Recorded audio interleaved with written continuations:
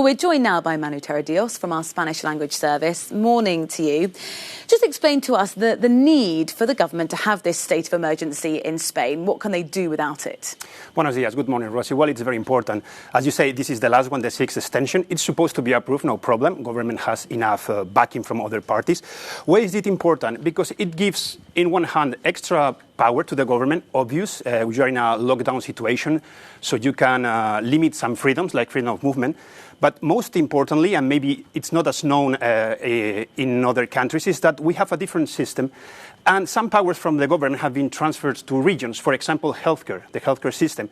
We still have a national healthcare system. Somebody from Barcelona can be treated for free in Andalusia, in Madrid, no problem, Rosie. But with this transfer, it means that the regions are in charge of management, the healthcare system. And this state of emergency allows the government to unify it, to take it back, so decisions are not taken by regions, but there is just one place, as they said at the beginning, and it's the health ministry in the government. So they're hoping it provides a more streamlined way of managing the process. We mentioned very briefly the number of cases in Spain. No deaths reported on Monday or Tuesday. It does appear, though, that Spain is being quite cautious in how it's lifting lockdown. Is that right? And why is that the case?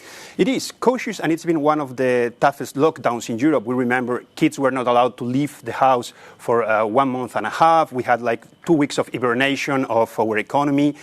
And obviously, they're being cautious. If you see the figures, we're presenting now better figures that, for example, France, although we are in the same level, we're this week opening bars, we're opening museums. 2 reasons. First, it's the death toll. It's above 27,000 deaths. It's quite big. Government want to deal with it properly. And the second, it's the economy. The forecast is that the Spanish economy will shrink above 9%. And within that, we have to speak about tourism. Tourism is coming, it's going to be limited, and there is a race to attract more tourism.